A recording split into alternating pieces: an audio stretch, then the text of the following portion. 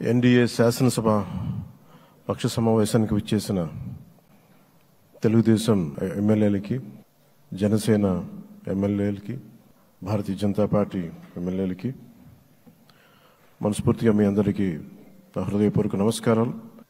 గత దశాబ్ద కాలంలో రాష్ట్ర విభజన జరిగినప్పటి నుంచి ఆంధ్ర రాష్ట్ర ప్రజలు నలిగిపోతున్నారు.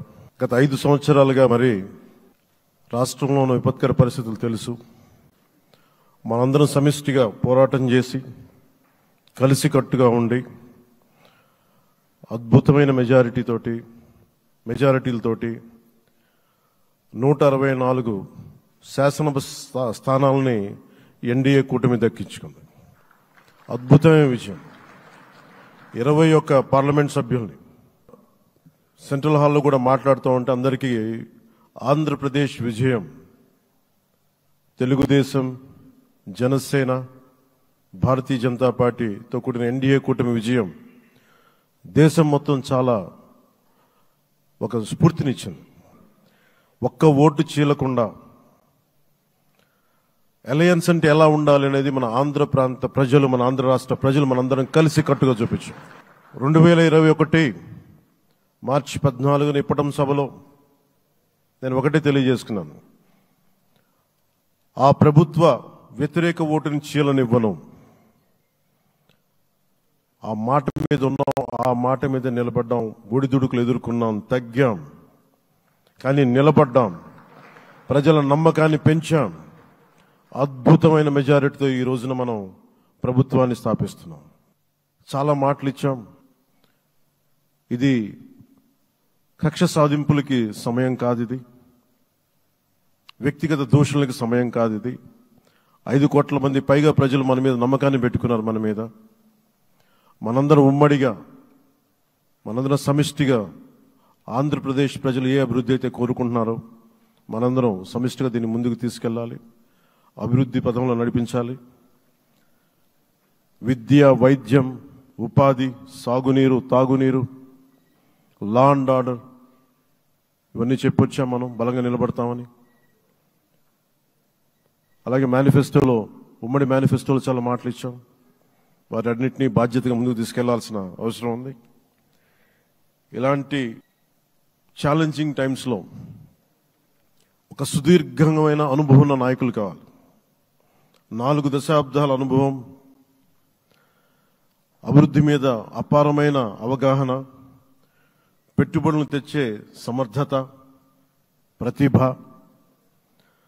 విదేశాల్లో ఉండే నాయకుల్ని, మలేషియా దగ్గర నుంచి, సింగపూర్ దగ్గర నుంచి, యూరోప్ దగ్గర, అమెరికా నుంచి, ఆ దేశాల అధ్యక్షుల్ని తెలుగు రాష్ట్రాల వైపు దృష్టి మళ్లించేంత శక్తి, సమర్థత ఉన్న శ్రీ నారా చంద్రబాబు నాయుడు గారికి ఆయన నాయకత్వం చాలా అవసరం. ఆయన అనుభవం చాలా అవసరం. అలాంటి అపారమైన అనుభవం ఉన్న వ్యక్తిని, అనుభవం ఒకటే కాదు, ధైర్యశాలి. ఈ రోజుకి నాకు ఒకటే గుర్తుంటుంది. మన తాడేపల్లిగూడెం సభలో చెప్పాను. చాలా క్లేమోర్ మైన్స్ పేలిపోతే, జీప్ ఎగిరిపోయి కింద పడితే చొక్కా దులుపుకొని ఆయన మళ్ళీ వచ్చి రాజకీయం చేసిన వ్యక్తి. ఈ రోజున సైబరాబాద్ ఉంది అంటే అది శ్రీ చంద్రబాబు నాయుడు గారి దార్శనికత. అలాంటి వ్యక్తి, ఆయన అనుభవం ఈ రోజున 2024 ఆంధ్రప్రదేశ్కి ఎన్డీఏ కూటమి తరపు నుంచి ముఖ్యమంత్రి అభ్యర్థిగా శ్రీ నారా చంద్రబాబు నాయుడు గారి పేరుని జనసేన పార్టీ పక్షాన నుంచి మేము బలపరుస్తున్నాం.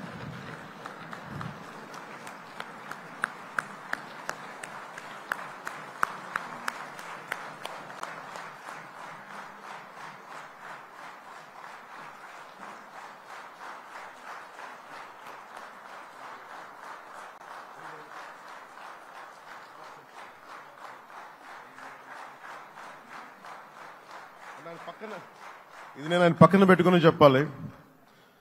ఆయన నలిగిపోయారు. జైల్లో చూశాను ఆయన. పాపం భువనేశ్వర్ గారి బాధను చూశాను. నేను అనుకున్నాను అమ్మ మీరు కన్నీళ్ళు పెట్టకండి, మంచి రోజులు వస్తాయని చెప్పిన మంచి రోజులు వచ్చినాయి. వారికి మనస్ఫూర్తిగా వారికి నా హృదయపూర్వక శుభాకాంక్షలు. మీరు అద్భుతమైన పాలన ఇవ్వాలి అందరికీ మనస్ఫూర్తిగా మీకు నేను తెలియజేసుకున్నాను సార్. సో